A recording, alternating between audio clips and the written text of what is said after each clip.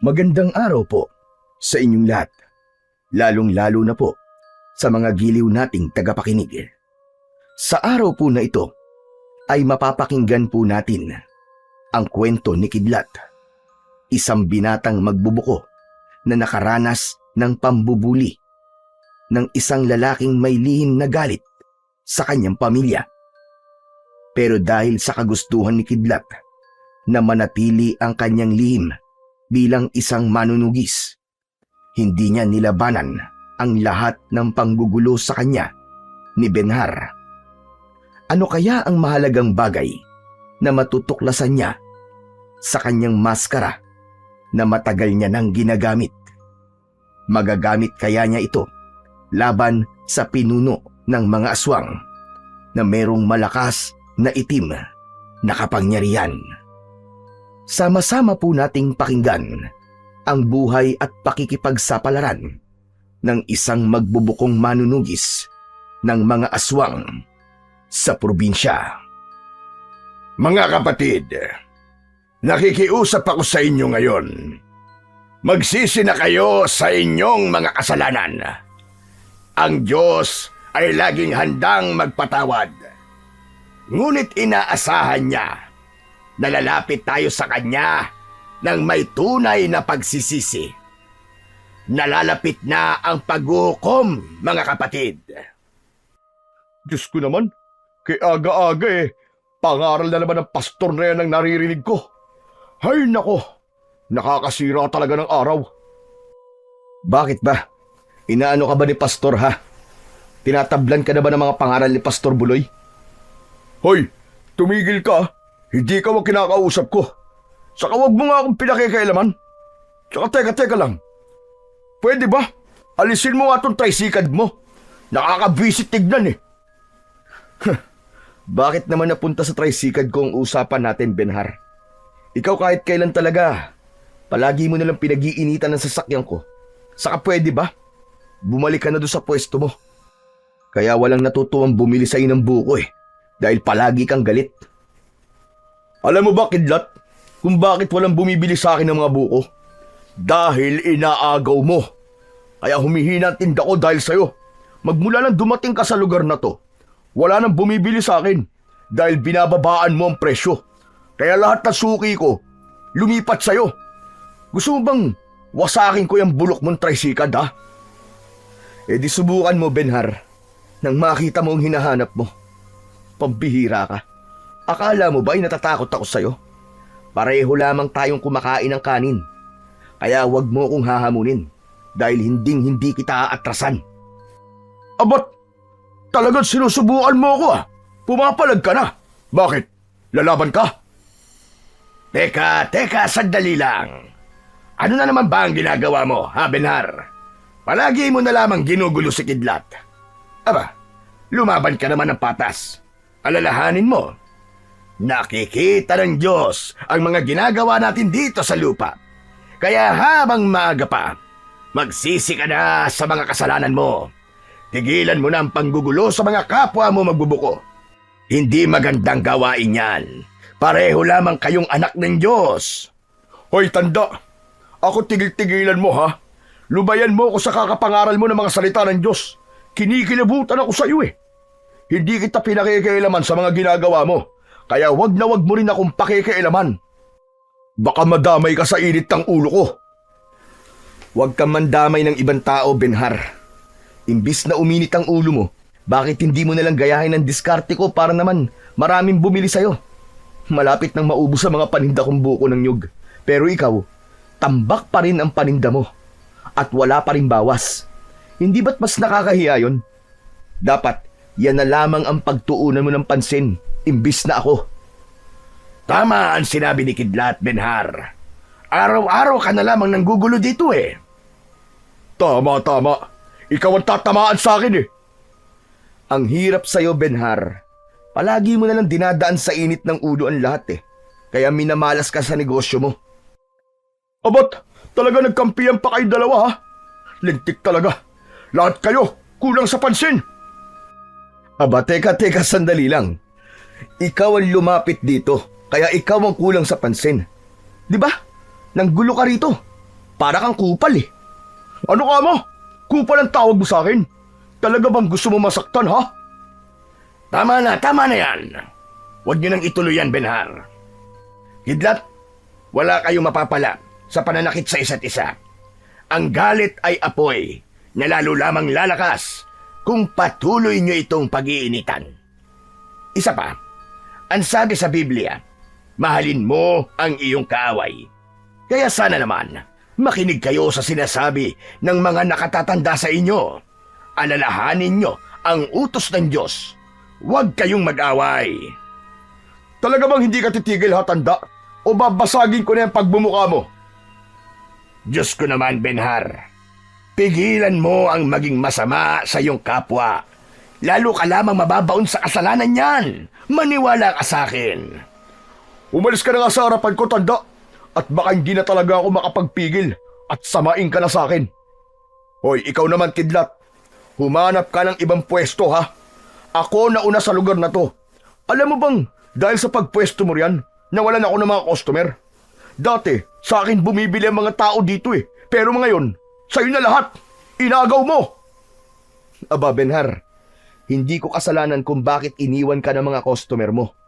Dito ako pumwesto dahil gusto ko. Malaya tayong gumamit ng kalsada.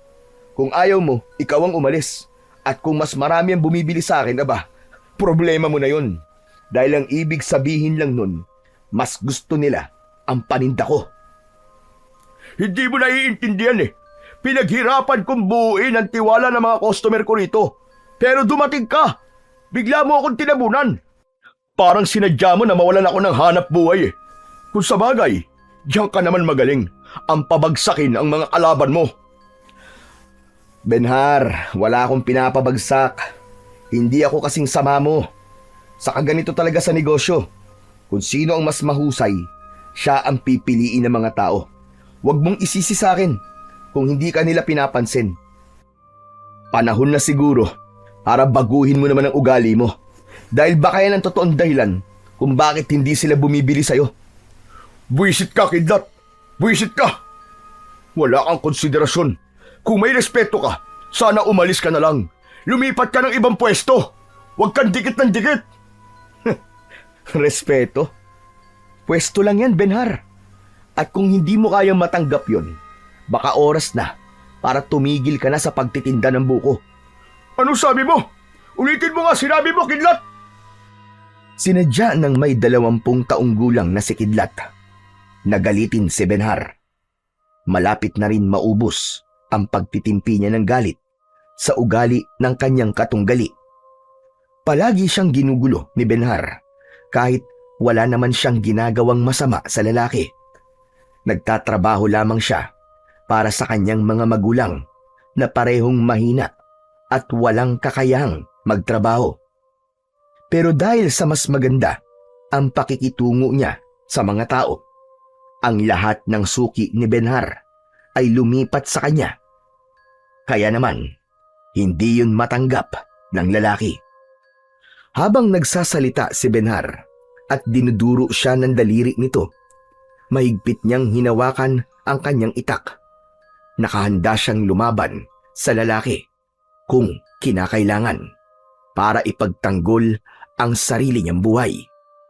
Dahil sa oras na mawala siya, kawawa naman ang pamilyang maiiwan niya.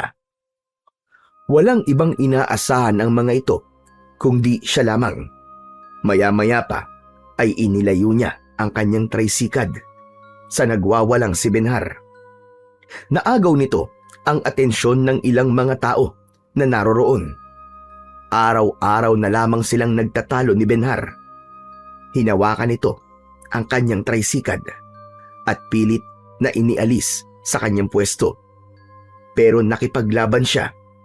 Hindi niya hinayaan na maalis ang kanyang tricycad sa gilid ng kalsada. At handa rin siyang makipaglaban kay Benhar habang nakaharang sa gitna nila si Pastor Buloy. Ang tricycad ay isang uri ng 3 gulong na sasakyan na pinapadyak ng paa o pedal. Katulad ng bisikleta, meron itong sidecar o kariton sa gilid. Ang tawag na trisikad ay mula sa tri o tatlo at sikad naman na ang ibig sabihin ay pagpadyak gamit ang paa. Madalas itong makikita sa mga probinsya at mataong pook na hindi kayang pasukin ng mas malalaking sasakyan. Pero sa buhay ni Kidlat, ito ang sasakyan na nagsisilbi niyang katulong sa pagtitinda ng mga buko. Minana pa niya yon sa kanyang ama bago pa ito magkasakit sa puso. Nakikiusap ako sa inyong dalawa. Huwag niyo nang pagtalunan ng pwestong to. Gusto niyo ba na pareho kayong layuan ng mga tao? Tila natauhan si Benhar sa sinabi ni Pastor Buloy.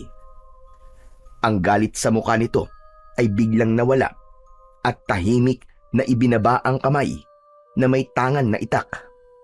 Yun ang ginagamit nila sa pagbabalat ng buko.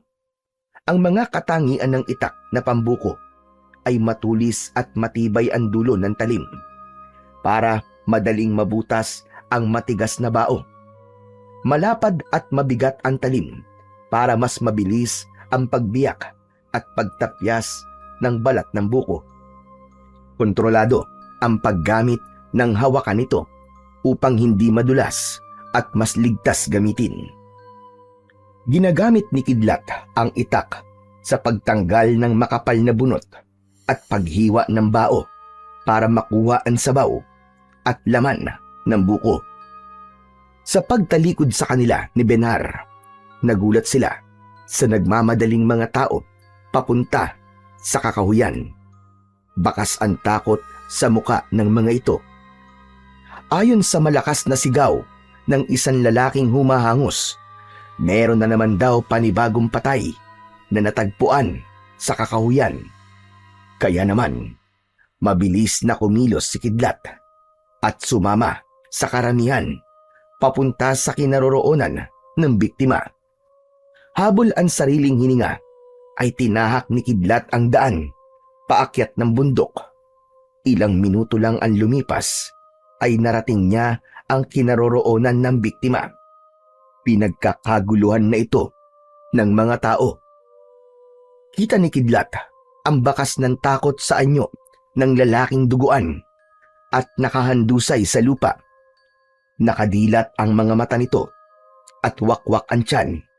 Nakaluwa ang mga bituka, ngunit nawawala ang puso. Hindi namalayan ni Kidlat na sumunod din sa kanya si Pastor Buloy. Napaluhod ito sa tabi ng biktima. Bakas ang awa sa mga mata nito. Hinaplos nito ang mata ng lalaki para ipikit, sabay usal ng maiksing panalangin. Diyos ko, parusahan nawa ng Diyos ang may gawa nito sa kaawa-awang biktima. Kayo na po ang bahala sa kanya. Narinig din ni Kidlat ang yabag ng papalapit na si Benhar. Galit na galit itong sumilip sa bangkay ng lalaki. Tinawag nitong Jestoni ang lalaking biktima. Lintik! Sino may gawa nito sa kaibigan ko? Pambihira! Dalawa na ang namamatay sa mga kaibigan ko! Nagulat si Kidlat nang humarap sa kanya si Benhar. Galit na galit ang mga mata nitong tumitig ng matalim sa kanya. Siguro ikaw may gawa nito, Kidlat, no? Kunwari ka pa, pero ang totoo, ikaw talaga pumatay sa kanila. Umamin ka na! Ikaw lamang ang gagawa nito sa mga kaibigan ko. Hindi ka makaganti sa akin, kaya pinagbalingan mo si Justoni. Maghinay-hinay ka sa sinasabi mo. Nagkakamali ka, Benhar. Kapag galit ako sa isang tao, hindi ako mandadamay ng iba para lamang makaganti sa'yo. Hindi akong pumatay sa mga kaibigan mo at lalong higit, hindi ko pinatay si Justoni. Hindi ko nga yang kilala eh. Saka wala kang sapat na batayan sa mga binibintang mo sa akin. Baka ikaw pa ang kasuhan ko sa mga paratang mo sa akin, kaya umayos ka. Ikaw ang umayos dahil sa oras sa mapatunayan ko na may kinalaman ka sa pagkamatay nila. Lintik lang ang walang ganti. Ako mismo ang papatay sa'yo, maniwala ka. Huwag ka na magkunwari. Hindi mo ako manuloko. Magmula nang dumating ka sa lugar na to, sunod-sunod na ang pagkamatay ng mga kaibigan ko. Taga rito ako, Benhar. At hindi ako dayo sa baryong to. Kaya wag na wag mong sasabihin na magmula nang dumating ako rito ay marami nang namamatay sa baryong to. Dati nang may namamatay sa lugar natin. Huwag kang bulag at bingi sa mga nangyayari sa paligid natin. Kaya nga naririnig at nakikita kita, Kidlat eh. Dahil ikaw ang pumatay sa kanila. Tumigil ka! Huwag ka rin gumawa ng maling kwento para lamang idiin ako. Huwag mo na akong idamay sa nangyari sa mga magulang mo. Kaya tumigil ka na! Dahil wala kang sapat na patunay sa mga sinasabi mo tungkol sa paratang mo sa akin. Hintayin mo lang na mapatunayan ko na totoo ang mga paratang ko. Humanda ka talaga, Kidlat. Hindi kita patatawarin. Tama na yan. Tama na yan, Benhar. Bakit ba palagi mo na lamang pinag-iinitan si Kidlat? Ikaw ang tumigil, tanda. Bumalik ka na sa simbahan mo at doon ka mangaral ng mga salita ng Diyos. Hindi na babagay rito ang mga salita mo, tanda. Kaya umalis ka na. Bago ko pa ibaling sa'yo ang lahat ng galit ko. Sumusobra ka na, Benhar. Hindi ka marunong gumalang sa nakatatanda sa'yo. Galang? Lahat ng malalapit sa'yo at kumakampi sa'yo para sa akin, lahat sila kalaban ko. Kaya kung ayaw mo mandamay pa ako ng ibang tao, umalis ka sa pwesto ko. Tapos ang usapan. Pabalyang itinulak ni Benhar si Kidlat bago ito umalis sa lugar na yon. Hanggat kaya ni Kidlat na magtiis, ay nagtitimpi siya ng galit para kay Benhar. Huwag lamang lumaki ang gulo. Kahit minsan ay nagagalit na rin siya sa kanyang sarili dahil pinalalampas niya ang lahat ng pang-iinsulto nito sa kanyang pagkatao. Hindi niya ugaling manahimik lang, lalo na kapag alam niyang nasa tama siya. Nawala ang mga iniisip niya nang maramdaman ang palad ni Pastor Buloy sa kanyang balikat. Huwag mo na lamang pansinin si Benhar, Kidlat, nang hindi na lumaki ang gulo. Mas mapalad ang taong umiiwas sa gulo. Kaya't hanggat kaya mong pagpasensyahan, ay gawin mo para hindi ka magkamali. Pasensya na rin po kayo, Pastor Buloy. Pati po kayo, nadamay po sa kasalanan ko. Huwag mong alalahanin yon, Kidlat. Ang mahalaga, iwasan mo na lamang si Benhar. Isa pa, kapag pinatulan mo ang panggugulo niya, mapapahama ka lang. Alam mo naman kung anong ibig ko sabihin, hindi ba? Dahil kapag merong nangyaring masama sa'yo, paano na mga magulang mo na umaasa sa'yo? Alam ko naman po yun, Pastor Buloy. Kaya lang, hindi ko po alam kung hanggang kailan ko siya kaya mapagpasensyahan. Hanggat kaya mo, Kidlat, gawin mong nararapat. Siya nga pala. Maraming salamat sa pagtatanggol mo sa akin kanina. Kinabahan ako dahil sa hawak na itak ni Benhar. Mabuti na lang talaga at hindi niya itinuloy. Talagang napakabuti ng Diyos dahil hindi niya ako hinayaang mapahamak. Mabuti po kasi kayong tao, Pastor Buloy. Sige na. Kailangan ko nang umuwi. Malapit nang dumilim ang paligid. Mahirap na. Baka matsempuan ako ng masasamang nilalang sa daan. Nakakalungkot lang talagang isipin na meron talagang mga tao na kayang pumatay ng kapwa nila ng ganyan kabrutal. Pero ang balita ko po, Pastor Buloy, aswang po may gawa niyan sa lalaki.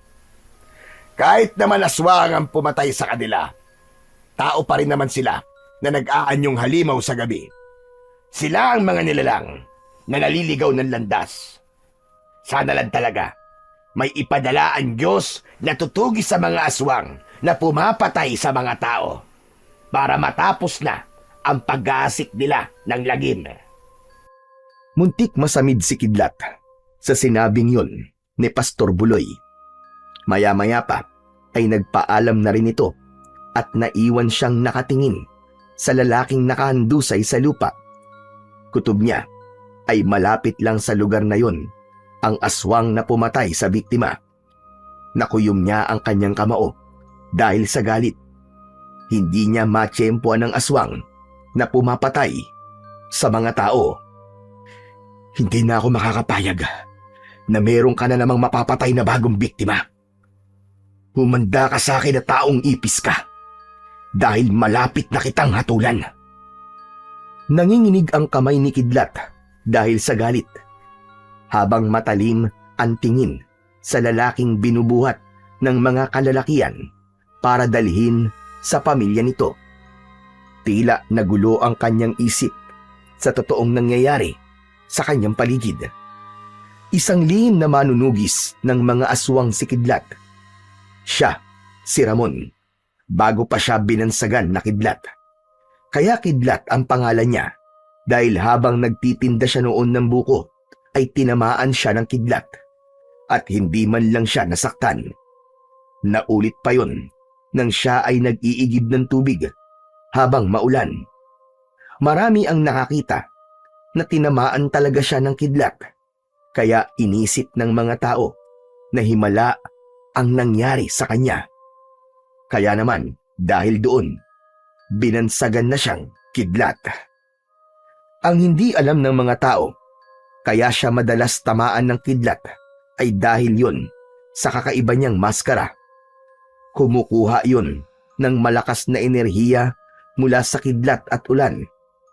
Gawa ang kanyang kulay itim na maskara sa balat ng puno ng balete na minana pa niya sa namatay niyang lolo Gascon. Namatay ito na hindi alam ng mga tao na isa rin itong manunugis ng mga aswang.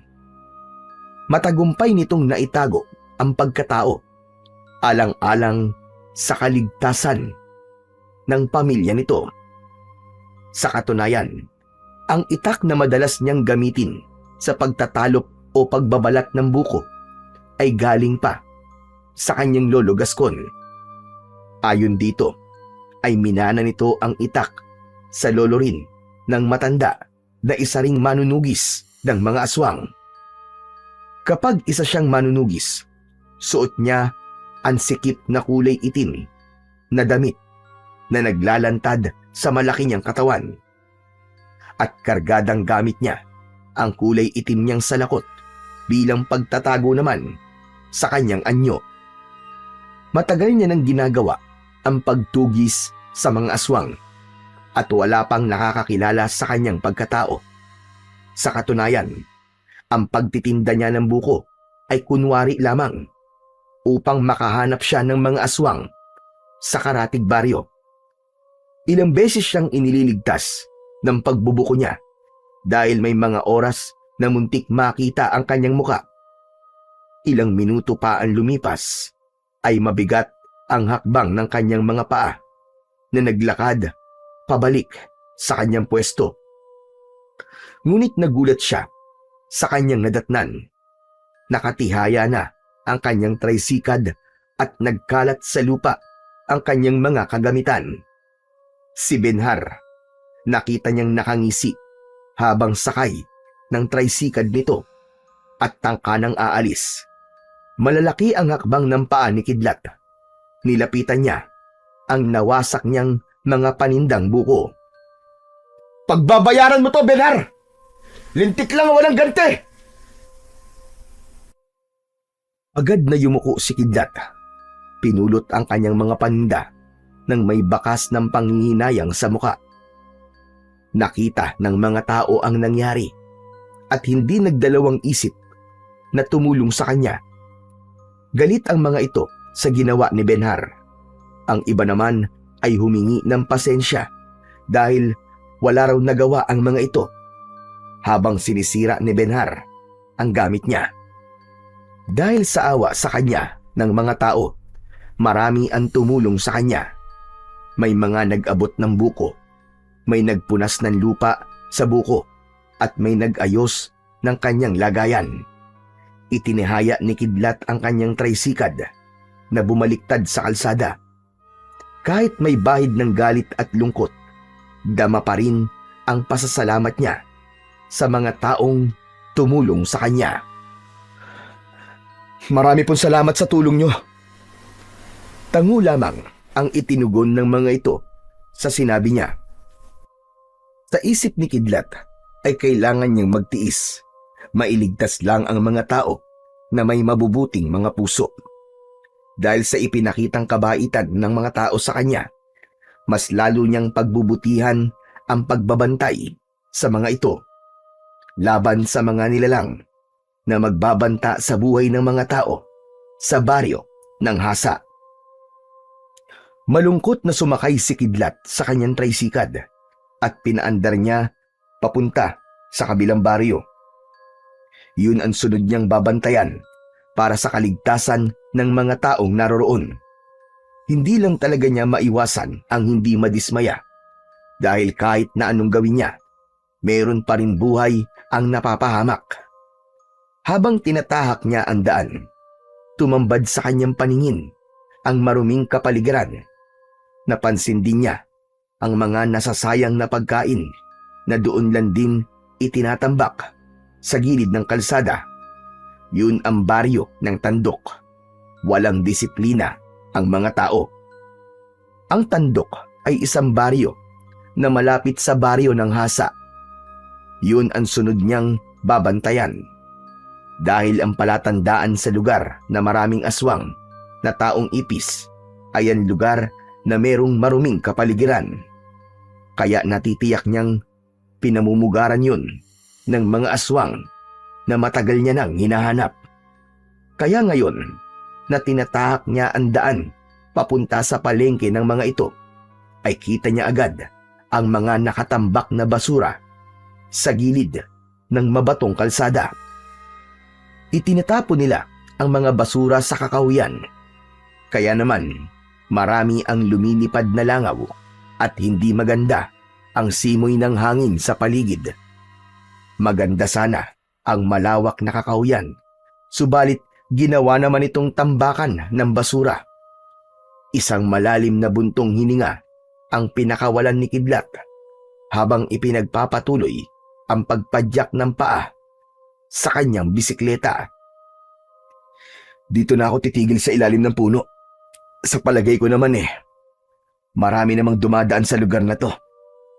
Kailangan kong malaman kung nandito ang aswang na matagal ko nang hinahanap. Lingid sa kaalaman ng lahat, may kakayahan si Kidlat na malaman kung masama o mabuti ang nilalang nakaharap niya sa pamamagitan ng pag-inom ng itinitinda niyang sabaw ng buko ng nyog. Malalaman niya ang pagkatao ng aswang. Merong lumalabas na palatandaan sa mga mata ng aswang. Kulay pula ang usok kapag puro ang pagkaaswang at kulay asul naman kapag may hawa lang ito ng aswang o ginawang aswang lang ng isang pinuno. Yun ang isa sa kanyang mga natutuhan sa kanyang lolo Gascon. Pinag-aralan niyang mabuti ang isang ritual sa pamamagitan ng pagbubuhos ng tubig sa mga buko bago niya ito itinda sa iba't ibang sulok ng baryo. Kapag tunay na aswang ang makakainom ng kanyang buko, makikita niya ang kulay pulang usok sa mga mata nito na siya lamang ang nakakakita dahil sa maskara na nasa bulsa niya. Kapag merong hawa naman, ang kulay ng mga mata nito ay kulay asul. Yun ang ilan sa kanyang batayan bago niya husgahan ang isang aswang. Kadalasan, ang mga tao na natatagpuan sa kakahuyan ay hindi totoong mga biktima ng aswang. Sila ang mga aswang na taong ipis na nagiging tao pagsapit ng umaga. Sinasadya niyang iwanan ang katawan ng mga napapatay niya upang magbigay babala sa aswang na gumagala sa gabi. Maya-maya pa ay merong lumapit sa kanya na isang binata. Kilala niya ang binata. Kaibigan ito ni Benhar at madalas nakasama sa paglalaro ng basketball. Meron itong kasama, isang babae na kuba. Sa tingin niya ay edad 50 taong gulang na. Hindi ito ngumingiti. Seryoso ang muka na nakatingin sa kanya. Kuya, pabili nga. 2 buko ng nyog. Sige. Dito mo ba iinumin o Ilalagay ko na lang sa basong plastic. Dito na raw iinumin ng nanay ko yung buko. Ako naman ay dadaling ko sa bahay. Masarap kasing inumin habang kumakain ng hapunan eh. Teka, bakit dito ka pumwesto kuya? Maraming basura at bihira lamang ang taong dumaraan dito. Pwede na rito, kesa naman makipagsabayan kay Benhar para manggulo. Nako kuya, mag-iingat ka kay Benhar. Alam mo, kahit kaibigan ko siya, natatakot din ako sa kanya. Madalas kasi siyang lumalabas paggabi. Tapos, madaling araw na siyang umuwi. Nahihiwagaan na nga kami sa pagkatao niya eh. Kaya sinasabi ko sa ito, para iwasan mo siya. Tama lang ang ginawa mo kuya. Magandang umiwas ka na lang sa gulo. Salamat pero hindi naman ako natatakot sa kanya. Bakit mo ba ito sinasabi sa akin? Madalas kasi niyang naikikwento sa amin, lalo na kapag natatalo kami sa larong basketball. Parang ang tingin niya raw sa kalaban namin ay ikaw. Napatawa ng nakakaloko si Kidlat. Hindi siya makapaniwala sa kanyang mga narinig. Habang nakikipag-usap siya kay Drigo, ay abala naman siya sa mabilis na pagtatalok o pagbabalat ng buko. Mabilis ang mga kamay ni Kidlat habang hawak ang matalim na itak. Sa isang malakas na hiwa, natapyas agad ang makapal na bunot ng buko. Sunod-sunod ang kanyang galaw, isang tagpas sa kaliwa, isang hiwa sa kanan, at kasunod ay malinis na pagbukas sa tuktok ng buko. Sa isang iglap lamang, handa na ang buko para sa customer niyang si Drigo. Hindi man lang inalis ni Drigo ang paningin sa pagbabalat ng buko ni Kidlat. Bakas ang paghanga sa mga mata nito. Halata sa kilos ni Kidlat na sanay siya sa ganung gawain. Ang kanyang kamay ay dumampot pa ng isa para sa iuuwing buko ni Drigo. Muli niyang ipinakita rito ang husay niya sa paggamit ng itak. Para siyang isang ritmo ng musika habang sumasabay sa hangin ang kanyang katawan na tila ba nagsasayaw sa ere ang mga kamay. Sa bawat mabilis na pagtatalok, dama ang kasanayan at tiyaga ni Kidlat. Tila ba ang bawat buko ay sumusuko agad sa bilis at husay ng kanyang mga kamay. Nahagip ng kanyang mga mata ang paghigop ng nanay ni Drigo sa sabaw ng buko ng nyog. Bumundol ang kaba sa kanyang dibdib nang sa pag-angat ng muka ng babae ay nagtama ang kanilang paningin at nakita niya ang kulay pulang usok. Lumabas yun sa mga mata nito na parabang nagbabagang apoy. Dala ng tuwa, sumigla ang kilos ni Kidlat dahil meron na siyang nakitang masamang aswang. Bingo! Isang masayang pagbate, nanay. Nagustuhan niyo po ba ang sabaw ng buko? Tumango lamang ang babae at masama ang tingin na ipinukol sa kanya. Si Drigo naman ay kinuha ang buko na hawak ni Kidlat at ito na ang naglagay ng sabaw sa baso na merong takip. Habang nasa isip ni Kidlat ay babalikan niya ang babae mamayang gabi dahil ito na ang sunod niyang papatayin. Natitiyak niyang sa lugar din na pinagtigilan niya ng kanyang paninda ay doon din ito pupunta dahil hahanap-hanapin ito ang amoy ng buko sa bahagi ng lugar na pinagpwestuhan niya. Isa yun sa sangkap ng mga ritual na ginagawa niya upang madali niyang mahuli ang aswang na nagpapanggap na tao sa umaga. Natitiyak niyang si Drigo na kaharap niya ay isa ring aswang. O kuya, ito na ang bayad ko. Salamat sa buko ah. Masarap nga ang tinda mong buko dahil nagustuhan ni nanay. Aba oo naman. Kaya nga maraming nagtitiwala sa tinda ko eh. O sige kuya, una na kami. Nahabol na lamang ng tanaw ni Kidlat ang papalayong mag-ina. Nahuli pa niya na sinulyapan siya ng matandang babae habang nakatingin sa kanyang hawak na itak. Nang mawala ang mga ito sa kanyang paningin ay mabilis siyang umalis sa lugar na yon. Sa isip niya ay babalikan niya ang lugar na yon para mahuli ang aswang. Pagkalipas ng ilang minuto na pagpapatakbo ng kanyang tricycad ay narating niya ang kanilang bahay na gawa sa kawayan at dahon ng anahaw. Nakita niya ang kanyang amang si Mang Tasyo na naghihintay sa kanyang pagdating. Ipinarada niya ng maayos ang kanyang sasakyan, saka pumasok sa loob ng kanilang bahay. "Mano po, tay?" Kinuha ni Kidlat ang kaliwang kamay ng kanyang ama, nahirap sa pagsasalita. Dahil sa unang stroke nito, pagkatapos niyang magbigay ng galang sa kanyang ama, ay dumiretso siya sa loob ng kanilang kusina, kung saan ay naghahanda naman ng hapunan ang kanyang ina na si Aling Dana.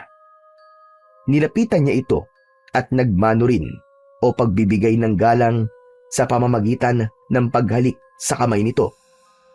Narinig niya ang malakas na pagbuntong hininga ng kanyang ina. Maya-maya pa ay nagsalita ito at sinabing nalaman ng mga ito ang ginawa sa kanya ng salbahing si Benhar. "Huwag na po kayong mag-alala, Nay. Iniiwasan ko naman po ang panggugulo niya sa akin eh. Ang mahalaga naman po ay hindi niya ako sinasaktan. Pasensya na po kayo ni tatay, ha." Tumango si Aling Dana at malungkot na tumingin sa kanya. Alam na niya kung bakit nagkakaganon ang kanyang ina. Nag-aalala ito sa madalas na panggugulo sa kanya ni Benhar. Maging ang kanyang mga magulang ay wala ring alam tungkol sa pagiging manunugis niya ng mga aswang, dahil ayaw niyang mag-alala pa ang mga ito sa kanya. Kaya naman, pagkatapos nilang kumain ng hapunan, ay iniwasan niyang pag-usapan nila ang tungkol kay Benhar at dumiretso siya sa loob ng kanyang kwarto. Naghihintay siya sa pagsapit ng gabi para maisagawa ang kanyang mga plano. Hinintay niyang makatulog ang kanyang mga magulang. Saka siya bumangon sa kanyang katre. Inihanda niya ang kanyang mga gamit. Nagsuot siya ng maskara. Naglagay din siya ng salakot sa kanyang ulo at maayos na isinukbit ang itak sa mismong puluhan nito. Nakatali yun sa kanyang bewang. Tinalon niya ang bintana. Pagbagsak niya sa lupa, magaan at maingat ang kilos na tinahak niya ang daan. Papasok sa kakawyan para kunin ang alaga niyang kabayo na si Baltik. Itinago niya ang hayop sa kanyang bahay sa gitna ng kagubatan. Yun ang kanyang ginagamit para suyurin ang karatig baryo sa paghahanap ng mga aswang. Mabilis niyang narating ang kinaroroonan ng kubo dahil sa taglay na kapangyarihan ng suot niyang maskara. Kaya nitong magbigay linaw sa kanyang paningin. Kahit madilim ang paligid, malinaw niyang nakikita ang daan. Tumayo agad ang kanyang alagang kabayo nang makita siya. Hinaplos niya ang buhok nito, saka kinausap na parang tao. "Baltek, kumusta ka na? Pambihira naman, hindi ka man lang kumain ng marami. Hindi mo pa naubos ang damong ibinigay ko sa'yo kanina. Dapat nagpapalakas ka, Baltek. May laban na naman tayo ngayong gabi. Ano, handa ka na ba?" Humalinghing si Baltik at umupo para makasakay siya. Bago siya sumumpa sa kanyang kulay itim na kabayo, tinanggal muna niya ang tali nito sa haligi ng bahay. Saka siya sumakay sa likod nito. Madalas niyang pinaiinom ng sabaw ng buko si Baltik dahil yun ang nagbibigay ng proteksyon sa kanyang alaga upang hindi ito madaling mapagod sa mahaba nitong pagtakbo. Hinagupit niya ng konti ang likod ng kabayo gamit ang lubid. Saka ito mabilis na tumakbo papunta sa direksyon ng baryo ng Tandok. Halos tinakbo lamang ni Baltik ng 20 minuto ang lugar na yon. Huminto ito sa bahagi ng kalsada kung saan siya nagtinda kanina. Malinaw ang kanyang paningin sa kakahuyan, kaya kitang-kita niya na walang ibang tao na naroroon. Ngunit hindi pa man natatagalan ang pagtigil nila sa bahaging yon. Meron nang nakita si Kidlat na lalaki na tumatakbo. Sumisigaw ito ng tulong habang papalapit sa kanyang kinaroroonan. Sa hulihan naman ng lalaki ay isang nilalang na merong nakakatakot na anyo. Sigurado siya na ito ang nanay ni Drigo. Labag man sa kanyang kalooban na patayin ito, subalit marami na itong nabibiktimang mga tao. Bumaba si Kidlat sa kanyang kabayo at humarap sa kalaban, habang ang lalaking tumatakbo naman kanina ay nagtago sa likod ng isang malapad na puno. Hoy! Ako ang harapin mo! Kilala kita! Isa kang babae na nagpapanggap na tao sa umaga. Akala mo ba ay hahayaan pa kitang mabuhay? Umangil ang aswang na tumutulo pa ang laway na may kasama pandugo. Bumundol ang kaba sa kanyang dibdib. Parang meron na itong pinatay bago pa man habulin nito ang lalaki kanina. Nakadipa ang mga braso nito mula sa pagiging kulubot na anyo ng balat. Mas lalo itong naging isang nilalang na mayroong nakakatakot na itsura. Tumubo ang pakpak nito sa likod, katulad sa pakpak ng ipis. Ang sungot nito sa ulo ay humaba na parabang may buhay at handang bumutas sa katawan ng tao. Hanggang sa maging ipis ang ulo nito na ang kalahating katawan mula sa dibdib ay sa tao. Lumipad ang aswang na taong ipis papunta sa kanyang kinaroroonan, kasabay ng pagtaga ni Kidlat ng kanyang itak sa nilalang na agad nitong naiwasan. Saktong pag-iwas ni Kidlat sa pag-atake ng kalmot ng aswang na taong ipis, ay tinamaan naman ito ng sipa ng kanyang kabayo. Pasadsad na bumagsak ang aswang sa lupa. Tinulungan siya ni Baltik na lumaban sa kanyang kalaban. Ngunit mabilis naman ang pagbangon ng aswang at sumugod ito sa kanyang kinaroroonan. Habang nakalitaw ang malakutsilyo nitong mga ngipin, isang malakas na paghampas ng itak sa ere ang sunod na ginawa ni Kidlat. Tumama yon sa balikat ng nilalang. Mas lalong lumakas ang pag-angil nito at gumanti ng kagat sa kanyang braso. Pero dahil sa mabilis niyang pagkilos at pag-ikot sa ere, hindi tuluyang bumaon ang pangil nito sa kanyang laman. Nagawa niyang maitaga ang talim ng itak sa leeg ng aswang. Bumagsak ito sa lupa habang nagkikikisay ang katawan.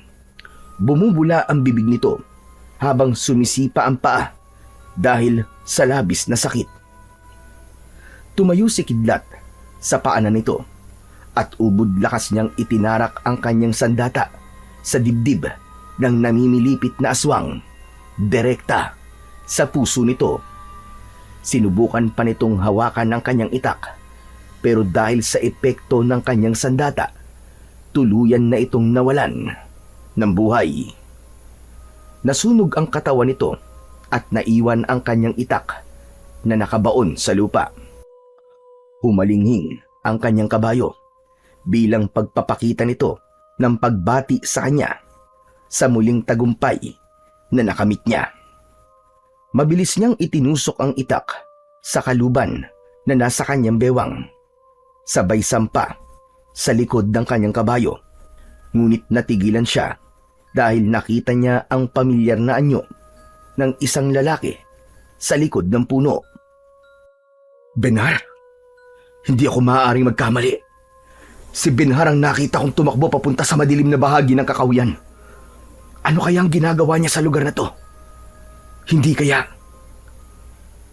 Pabulong na tanong ni Kidlat sa kanyang sarili. Muli niyang tinignan ang lugar kung saan niya nakita si Benhar. Ngunit wala na ito. Sa halip ang nakita niya ay ang lalaking hinahabol ng aswang kanina.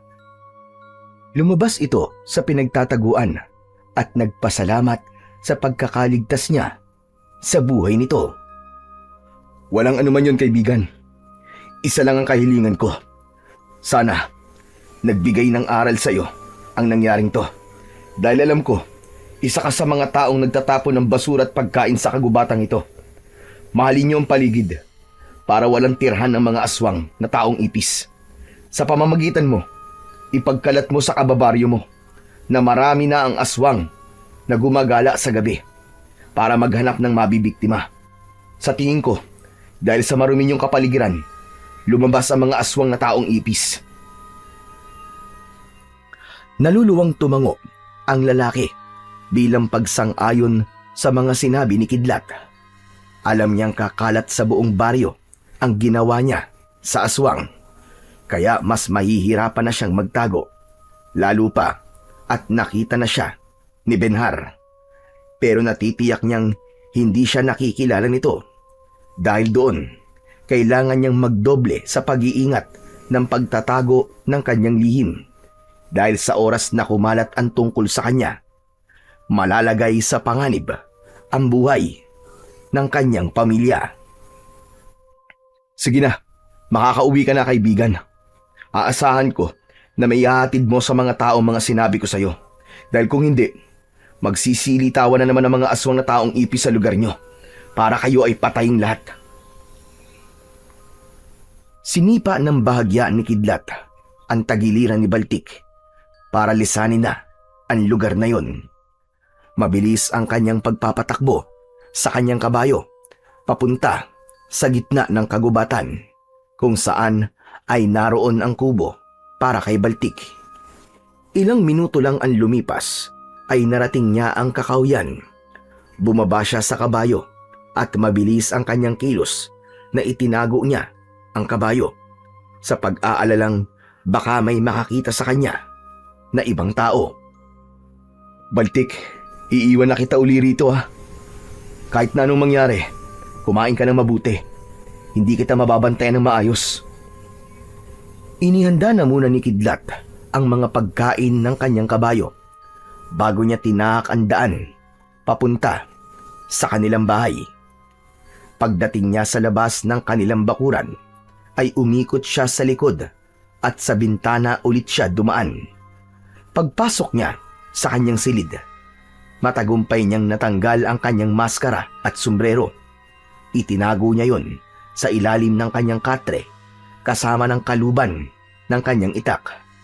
Saka nahiga sa kanyang katre na parabang walang nangyari. Maaga pa siyang babangon bukas. Aabangan niya ang pagdating ni Lolo Temyong para sa mga buko na dala nito. Kinabukasan ay maagang bumangon sa higaan si Kidlat. Nagpalit muna siya ng damit na mayroong mahabang manggas upang maitago ang konting sugat niya sa kanyang braso. Saka siya lumabas ng kanyang kwarto. Diretso sa labas, ngunit nagulat siyang nandoon na ang matandang si Lolo Temyong. Nag-aayos ito ng mga buko sa kanyang tricycad at kapag natapos na ang matanda sa pag-aayos, ay bibigyan siya nito ng bunot ng nyug, sanga ng balete at dahon ng ikmo. Yun ang mga sangkap sa isinasagawa niyang ritual sa mga buko bago dalhin ang mga yun sa labas para itinda. Pero ngayon ay mabilis siyang lumapit sa matanda upang kausapin ito. Marami pong salamat sa madalas na pagdadala sa akin ng mga buko, Lolo Temyong. Gusto mo bang magkape muna? Nako, hindi na kailangan iyo.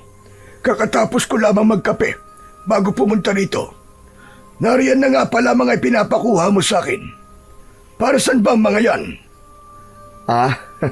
Para lang po to sa pagbabasbas ng paninda ko para maubos po agad. Yun lang po yun. Salamat po rito Ito nga po pala ang bayad ko, Lolo Temyong. Salamat din, Kidlat. Palagi mo nalang dinadagdagan ang bayad mo sa akin Baka naman malugi ka na. Nako, hindi po ako malulugi. Sapat lamang po ang bayad ko sa inyo para sa mga buko na dinadala mo sa akin. Wala na talaga akong masabi sa kabutihan ng puso mo, Kidlat. Kung ako lang po masusunod, Lolo Temyong, mas gugustuhin ko po na nasa bahay na lamang po kayo. Nakakapag-alala po na sa edad niyo pong yan, nagtatrabaho pa rin po kayo. Dapat po sa inyo nasa bahay na lamang at nagpapahinga. Mabuti na lang talaga at may katulong po kayong kalabaw. Kaya kahit papaano po, napapagaan po ang trabaho nyo. Mas lalo akong manghihina kung hindi naman ako magtatrabaho. Isa pa, mag-isa lang naman ako sa buhay. At saka, nahihirapan lang naman ako sa pagkakawit ng mga nyog sa nyugan ko. Marami kasi ang nakaharang na basura. Talaga po bang kaya nyo pang magkawit ng nyog, Lolo Temyong? Mabuti naman po at hindi pa malabo ang mga mata nyo. Hindi pa naman malabo ang mga mata ko, Kidlat. Saka kaya ko ang trabaho at masaya ako sa ginagawa ko. Ito ang libangan ko kapag naiinip ako. Hala, sige na. Kailangan ko nang umalis. Nang maitinda mo na itong mga buko ng nyog. At teka, sandali lang pala. Nabalitaan ko ang ginawa sa'yo ni Benhara. Pagpasensyaan mo ng ginawa ng batang yon. Umiwas ka na lang sa gulo nang hindi na lumaki ang away nyo sa isa't isa. Hanggat maaari, iwasan mo na lang siya. Hindi mo siya lubusang nakikilala. Opo, Lolo Temyong. Hanggat kaya ko naman po ay umiiwas naman po ako sa kanya. Salamat po sa paalala nyo. O siya, sige na. Aalis na ako, Kidlat. Tango na lamang ang itinugon ni Kidlat sa mga sinabi sa kanya ng matanda. Pagkatapos ay nahabol niya ito ng tingin. Habang hawak ang tali ng kalabaw, malakas pa ang matanda kahit 60 taong gulang na ito hanggang mawala ito sa madilim na bahagi ng kakahuyan. Papunta ang daan na yon sa bahay ng matanda. Habang nakatayo at hawak ni Kidlat ang bunot, sanga ng balete at dahon ng ikmo, ay hindi niya maiwasan ang hindi mag-alala. Bigla niyang naalala si Benhar. Nagtataka siya dahil kung nasaan ang mga biktima ng aswang, ay naroon din ang binata. Para bang sinusundan siya nito kahit saan siya magpunta. Naging palaisipan din sa kanya ang sinabi ni Drigo. At nang maalala ni Kidlat si Drigo, ay para bang merong tumusok na kutsilyo sa kanyang puso. Dahil alam niya kung gaano kasakit ang mawalan ng mahal sa buhay. Maigpit niyang hinawakan ang hawak niyang mga sangkap.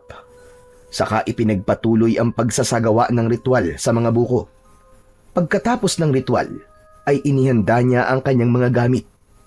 Hindi na siya nagpaalam sa kanyang mga magulang na natutulog pa ng mga oras na yon.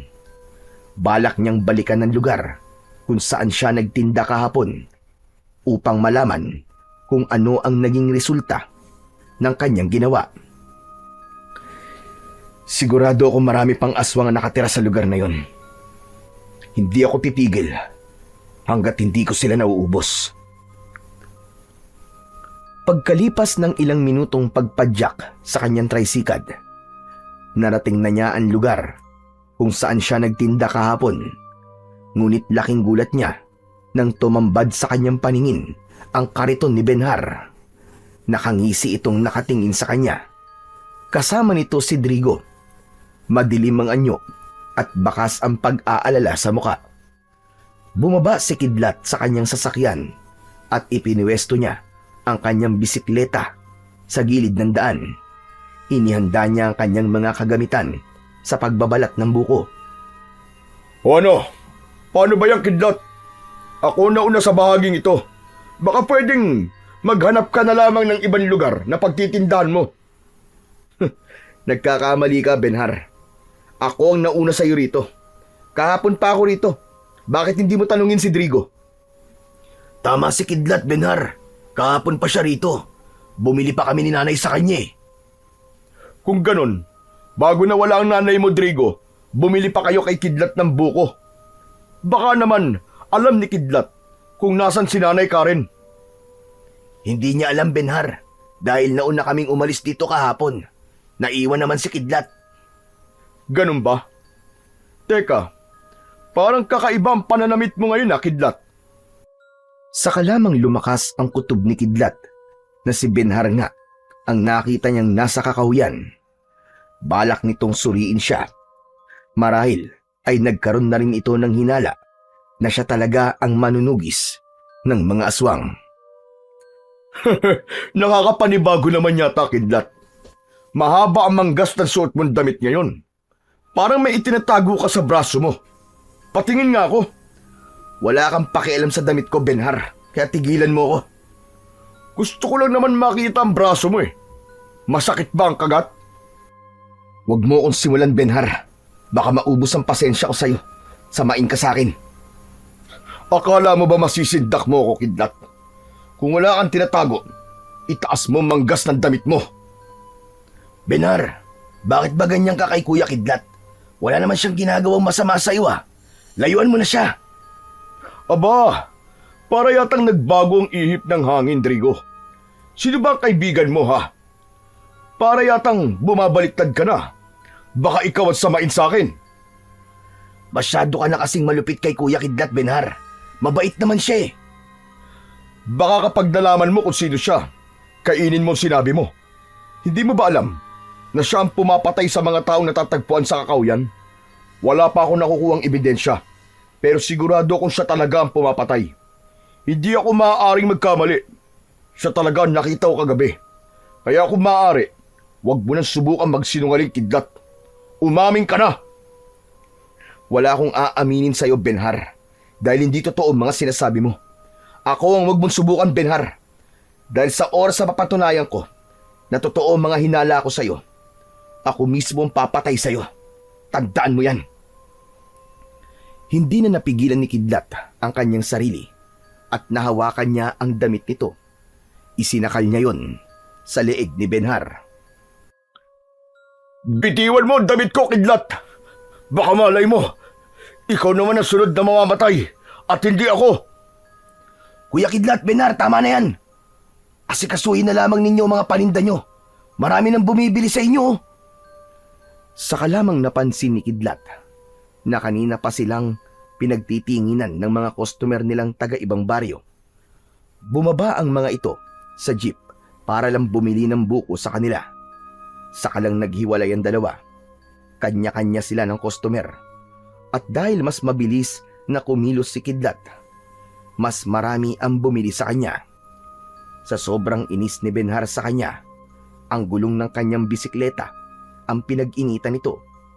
Pinagtataga nito ang gulong ng kanyang sasakyan, kaya hindi niya na napigilan ang kanyang sarili. Hinuwelyuhan niya ito sa damit at buong lakas na pinagsusuntok ang mukha nito.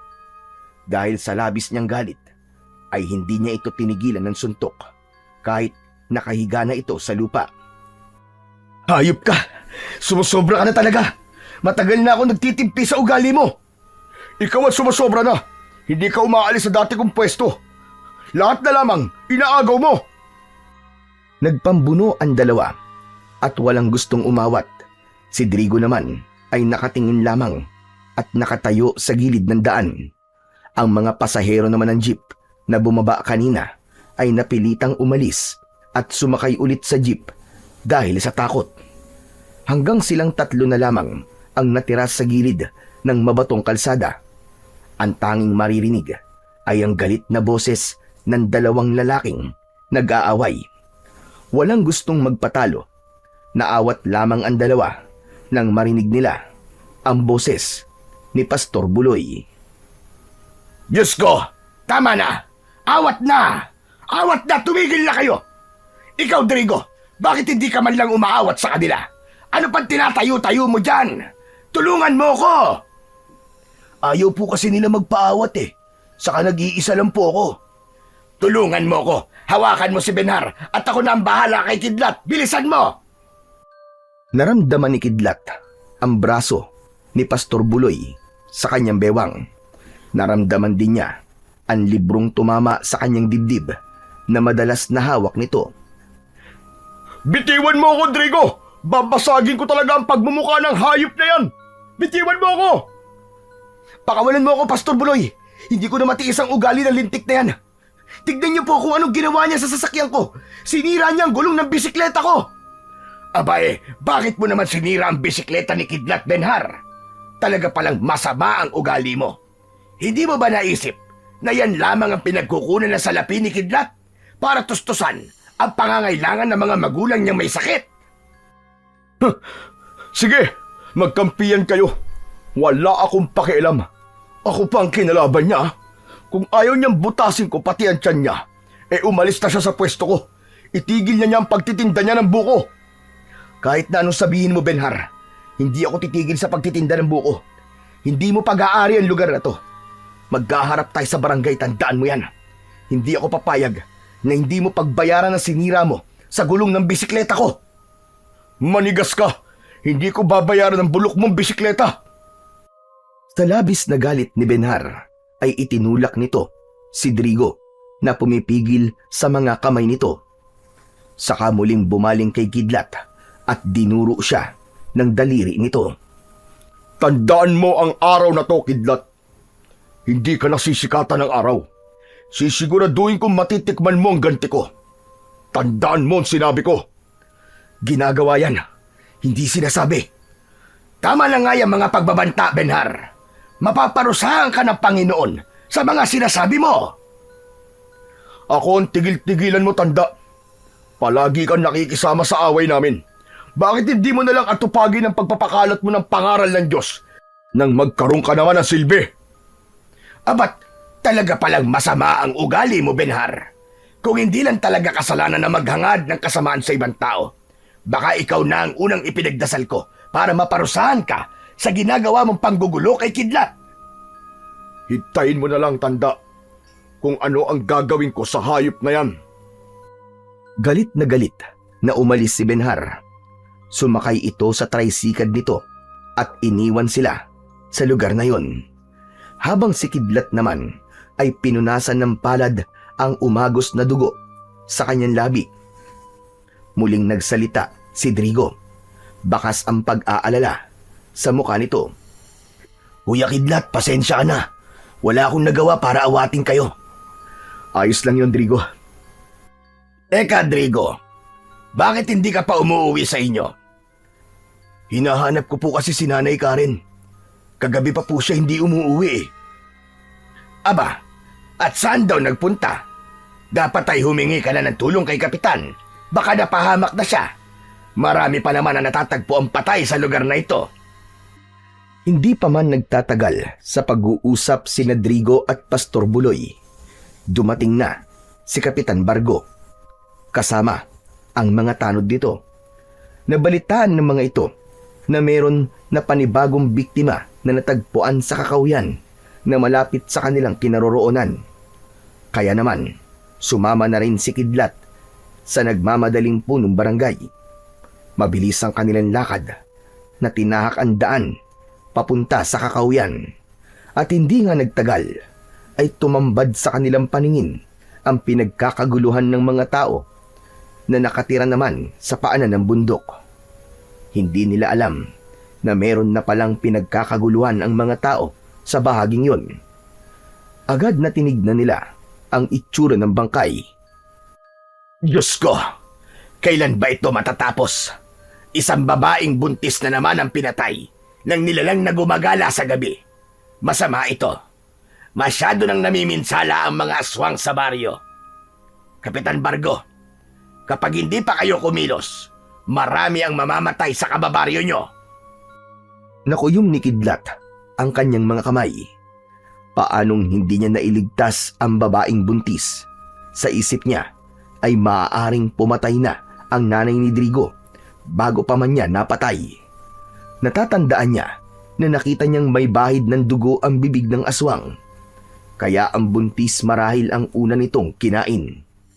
Nanginginig ang kanyang katawan nang dahil sa labis na galit. Nahuli pala siya ng dating kagabi dahil merong isang buhay ang hindi niya nailigtas. Sana naman ay mabigyan ng katarungan ng pagkamatay ng babaeng ito. kasama ng sanggol sa kanyang sinapupunan. Sinuri ng mga tanod ang paligid. Kaya naman, nakita ni Kidlat ang malupit na sinapit ng babae. Merong kagat at baon ng pangil sa leeg ng buntis. Ang tiyan ay wakwak at nakadilat ang mga mata. Bakas ang takot sa anyo nito na parabang meron itong nakitang nakakatakot na itsura. Maya-maya pa ay dumating na rin ang mga pulis. Inimbestigahan ng mga ito ang mga taong nakakita sa katawan ng babae. Habang si Kidlat ay patuloy na nakamasid sa paligid. Kaya naman, nahagip ng kanyang paningin si Benhar na nakatayo sa gilid ng puno. Masama ang tingin nito sa kanya at sa babaeng nakahandusay sa lupa. Bumundol ang kaba sa kanyang dibdib dahil kakaiba ang bigat na nararamdaman niya sa lalaki. Para bang meron itong itinatagong lihim sa mga tao. Nahuli rin niya ang paglunok nito ng laway na para bang natatakam sa duguan na katawan ng babae. Sinundan ni Pastor Buloy ang tingin ni Kidlat, kaya hindi nito maiwasan ang hindi magsalita tungkol kay Benhar. Iwasan mo ang taong yang Kidlat. Hindi maganda ang nararamdaman ko sa pagkatao niya. Kakaiba ngayon ang ikinikilos ni Benhar at nakakapag-alala na baka meron siyang kinalaman sa mga nangyari sa mga biktima. Ang ibig niyo po bang sabihin, pareho tayo ng nararamdamang bigat sa kanyang pagkatao? Oo, sinasabi ko to sa'yo para umiwas ka sa kanya habang maaga pa. Lalo pa at pinagbantaan ka niya. Matagal na akong nagtataka sa mga ikinikilos niya. Sa madalas kong pagbabasa ng librong hawak ko, para bang nababasa ko na rin ang kanyang pagkatao. Kaya ang mabuti pa, umuwi ka na muna at huwag ka magpapaabot ng gabi sa daan. Mahirap na. Mabuti na yung nag-iingat. Marami pong salamat, Pastor Buloy. Salamat po at napakabuti niyo po sa akin. Dahil mabuti ka ring tao, Kidlat, kaya pinaalalahanan kita. Hindi mo siguro nabalitaan na ang mga magulang ni Benhar ay namatay nang dahil sa pinaratangan ng mga ito ng pamilya ng mga aswang. Kaya hanggang ngayon ay kinatatakutan siya ng mga tao. Ikaw lang talaga ang kumakalaban sa kanya. Hindi na nakapagsalita si Kidlat dahil sumingit sa usapan nila si Drigo. Kaya sa muling pagtingin niya sa kakahuyan na kinatatayuan ni Benhar ay wala na ang binata. Kaya naman, nabaling ang kanyang atensyon sa nagsasalitang si Drigo. Pastor Buloy, tulungan mo po akong mahanap si nanay. Pagkatapos po na nangyari sa buntis na babae, baka po nasaktan na rin si nanay. Sige, walang problema. Tutulungan kita, Drigo. Sasamahan kita. Huwag ka mag-alala. Hindi mo na ako magtuturo ngayon ng aral tungkol sa Diyos. Sasamahan na muna kitang umuwi sa inyo. Pasensya ka na, Drigo ha. Hindi ako makakasama sa inyo. Kailangan kong itulak ang tricycle ko pa uwi sa bahay eh. Huwag kang mag-alala, Kidlat. Kaya na namin to. Hihingi kami ng tulong sa mga tanod. Sige na, mauna ka nang umuwi. At kung ipapatawag mo si Benhar sa barangay, handa kaming sumama sa iyo para tumistigo laban sa kanya. Salamat po, Pastor Buloy. Pero baka hindi ko na lang po palakihin ng gulo. Hahayaan ko na lang po muna si Benhar. Ikaw ang bahala. O paano? Kailangan ko nang umalis. Sasamahan ko muna si Drigo. Tangulang ang itinugon ni Kidlat at nahabol niya ng tingin ang dalawa. Kaya nagpasya na rin siyang umalis sa lugar na yon para balikan ang nasira niyang bisikleta. Pagdating niya sa gilid ng daan kung saan ay nakatigil ang kanyang tricycle, iniligpit niya ang kanyang mga gamit saka itinulak ang kanyang sasakyan pabalik sa kanilang bahay. Halos pagtinginan siya ng mga tao. Bakas sa mukha ng mga ito ang pagtataka. Maya-maya pa ay pinili niyang tumigil muna sa ilalim ng puno ng kahoy para ipagpatuloy ang pagtitinda. Ilang saglit lang ang lumipas ay merong tricycle na huminto sa tapat ng kanyang pwesto. lumabas doon ang isa na namang babaeng buntis. Bumili ito sa kanya at doon na rin uminom ng sabaw ng buko. Pasimple niyang tinitigan ang mga mata nito. Nagulat siyang nakita niya ang kulay asul na usok na lumabas sa mga mata ng babaeng buntis. At sa sandaling maubos nito ang sabaw ng buko, mawawala rin ang hawa ng pagkaaswang nito. Dahil abala siya sa pagtingin niya sa babae, ay hindi niya namalayan ang paglapit ni Lolo Temyong. Tumikim ito sa kanyang labi para kunin ang kanyang atensyon.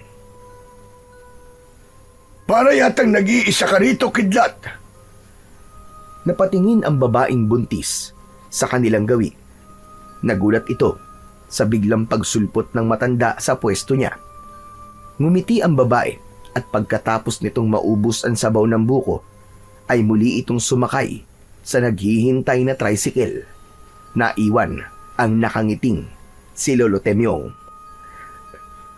Lolo Temyong, nagkakamali po kayo sa iniisip nyo. Hindi ko po kilala ang babae. Pambihira. Wala naman ako sinasabi Tumingin lang naman ako sa'yo habang nakangiti. Yun na nga po eh. Para po kasing kakaibang tingin nyo eh. Para pong meron kayong ibig sabihin eh. Wala naman akong ibig sabihin sa tingin ko, kidlat. Hindi ko lang talaga matiis na hindi ka lapitan. Parang nasira yata ang gulong ng bisikleta mo. Siya nga po. Pinag-initan na naman po kasi ako ni Benhar eh. Hindi ko na nga po alam kung anong gagawin ko sa kanya. Sa akin lang naman kumukulo ang dugo niya eh. Hay nako, pambihirang kamalasan naman ang dumapo sa'yo. Baka naman alam niya kung sino kan talaga. Matagal na hindi nakapagsalita si Kidlat. Matagal niyang sinuri ang anyo ni Lolo Temyong. Nagtataka siya kung bakit nagsalita ng ganun sa kanya ang matanda. Huwag kang mag-alala, kidlat. Ligtas ang lihim mo sa akin at masaya ko na merong katulad mo ang nangangalaga sa buhay ng mga taong nakatira sa baryo. Lolo Temyong, ano po bang ibig niyo sabihin? Huwag ka nang magkunwari, kidlat. Kilala kita at alam ko ang ginagawa mo. Pero dahil kulang ka pa sa kaalaman, kaya nahihirapan ka. Tama ba? Lolo Temyong, hindi ko po naiintindihan ang sinasabi niyo eh. Ano po bang gusto niyo sabihin sa akin? Malakas at malupit ang kalaban na naghihintay sa'yo. Hanggang ngayon ay hindi ko rin alam kung paano siya mahuhuli.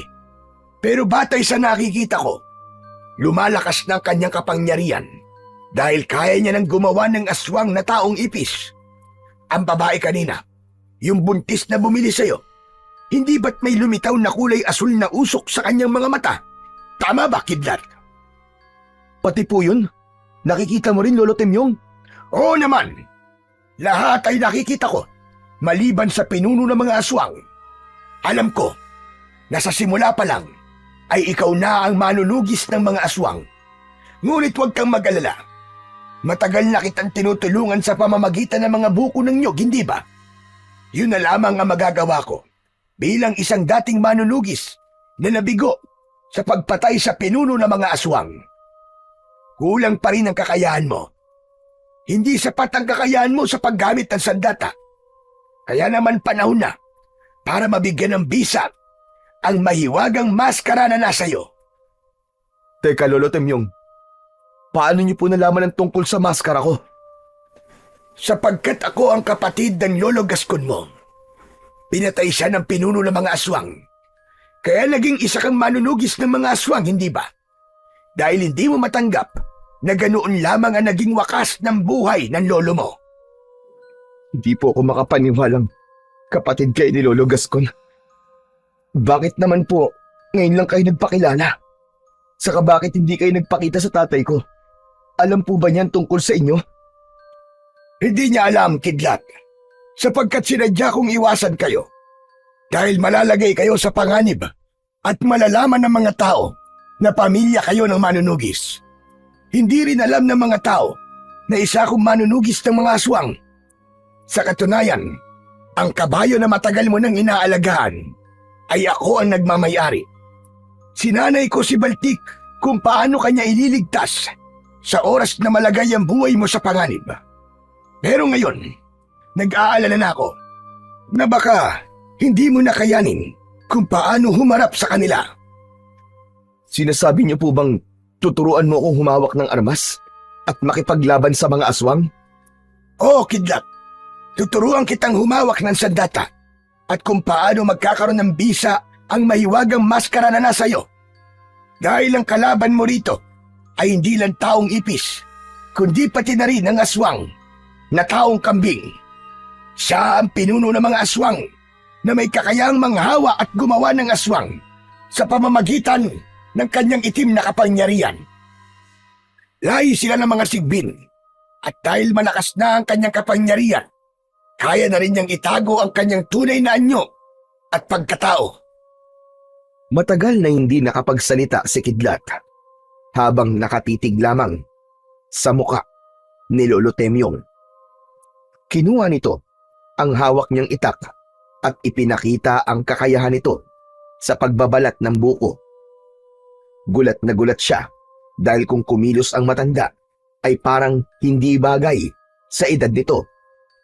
Maliksi at mahusay ang pagkakahawak ng sandata na parabang hindi man lamang ito gumagamit ng puwersa.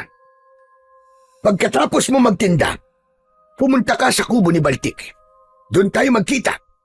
Kailangan mo munang magpalamig ngayon. Huwag ka na munang maghanap ng aswang. Dahil sa palagay ko, binabantayan ka na nila.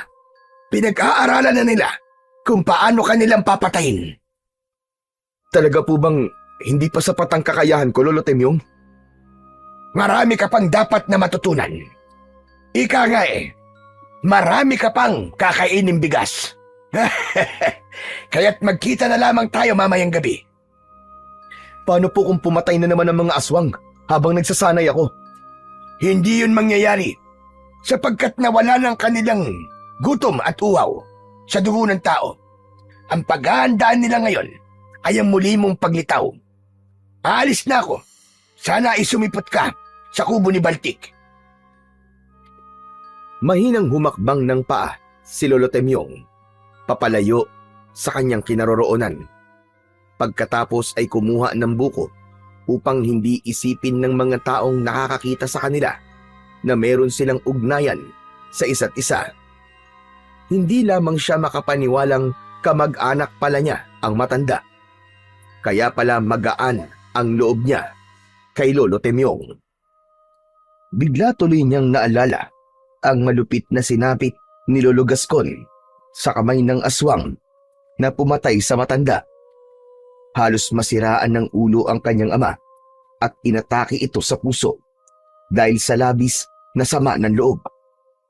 Mula sa simula ay hindi nagsinungaling sa kanya si Lolo Gascon, kaya alam niya ang tungkol sa pagiging manunugis nito.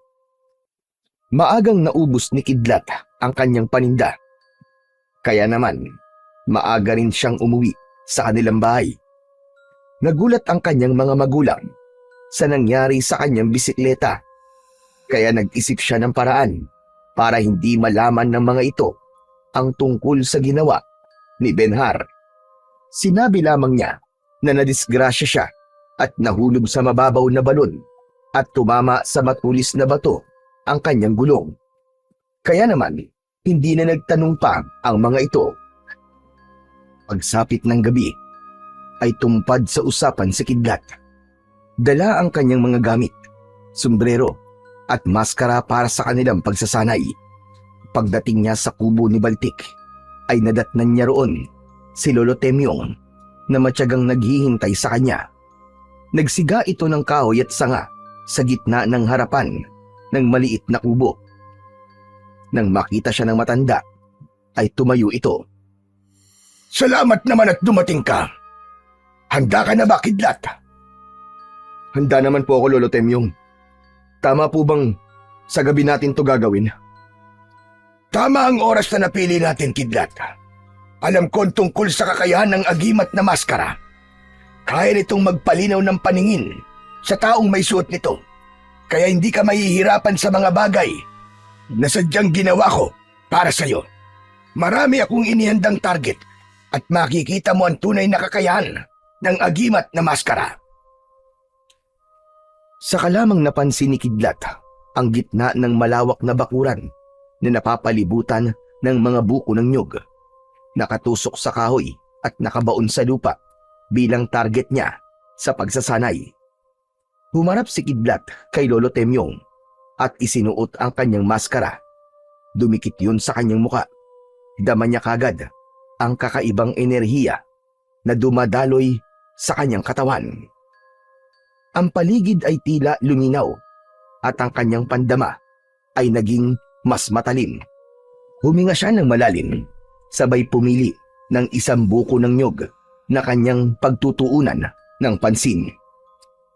I-focus mo ang iyong paningin sa bagay na nakikita mo.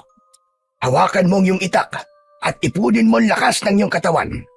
Mararamdaman mo ang matagal nang natutulog na kapangyarihan ng agimat sa maskara. Sinunod ni Kidlat ang utos ng matanda. Tumitig siyang mabuti sa buko. Lumitaw ang liwanag na ngayon lamang niya nakita. Ibinuhos niya ang kanyang konsentrasyon sa isang buko na nakatusok sa lupa. Bigla, mula sa kanyang mga mata, ay tila may liwanag na tumama sa kinaroroonan ng buko. Sumiklab ang buko. Hindi siya makapaniwala na merong ganong kakayahan ng maskara na matagal na niyang iniingatan. Ang hangin sa paligid ay umalon at kasunod nito ay isang malakas na pagsabog ang bumulaga. Sa isang iglap, ang buko ay sumabog na parabang dinamita. Nagkalasog-lasog ang mga piraso nito at bumagsak sa lupa. Sinasabi ko na nga ba at magagawa mo ng maayos ang iniutos ko dahil napagana mo na ang kapangyarihan ng maskara. Lolo Temyong, hindi po ako makapaniwalang may ganitong kakayahan ng maskara na to. Nakakabilib.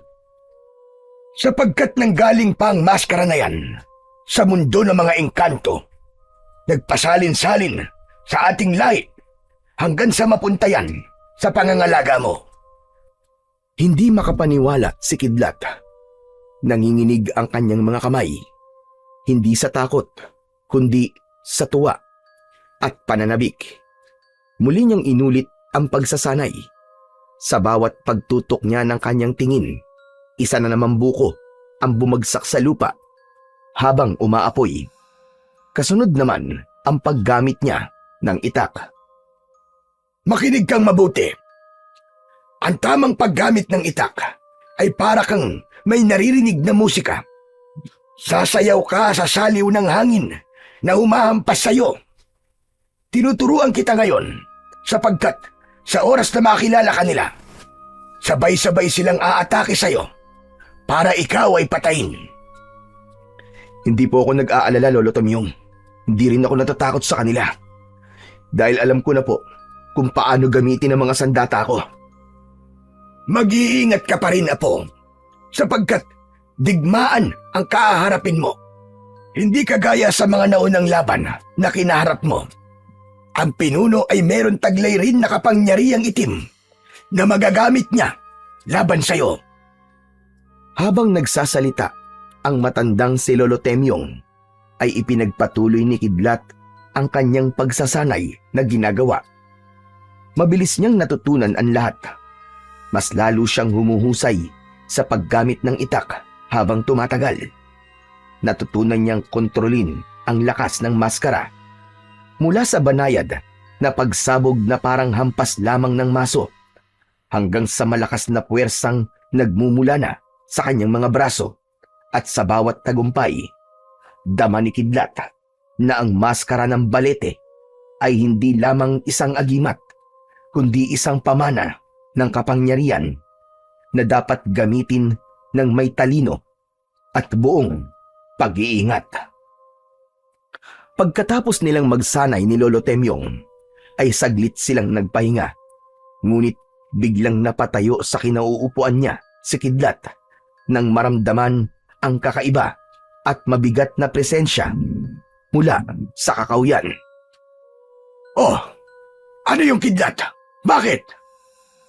Lolo Temyong, pumasok po muna kayo sa loob ng bahay ni Baltik. Nararamdaman ko po na merong nilalang na nakamasid sa ating dalawa. Mabilis na tumayo ang matanda at pumasok sa loob ng bahay. Maya-maya pa ay lumitaw mula sa kakawyan ang isang nilalang na merong nakakapangilabot na anyo. Sa unang tingin, parang isang matandang tao na nakabaluktot lamang ang likod. Ngunit sa malapitan ay nakalitaw ang tila balahibo at magaspang nitong balat na parabang sa kambing. Ang mga mata ay nanlilisik, pula at tila naglalagablab sa dilim ng gabi. Ang ulo nito ay may hugis ng tao, ngunit may malapad na noo, matutulis na tenga at sungay na kumikislap tuwing tinatamaan ng sinag ng buwan. Ang ilong ay kahawig ng sakambing. Matangos, ngunit may amoy na nakakasulasok na parabang nabubulok na laman ng hayop. Sa bibig ay nakausli ang mahahabang pangil na parang laging handang kumagat sa laman ng magiging biktima nito. Ang mga kamay nito ay mahahaba at matatalas ang kuko na animoy patalim. Ang mga paa ay hindi rin pangkaraniwan sapagkat ang mga yon ay kuko ng kambing. Matitigas at matatalim ang bawat takbang na nag-iiwan ng bakas sa lupa.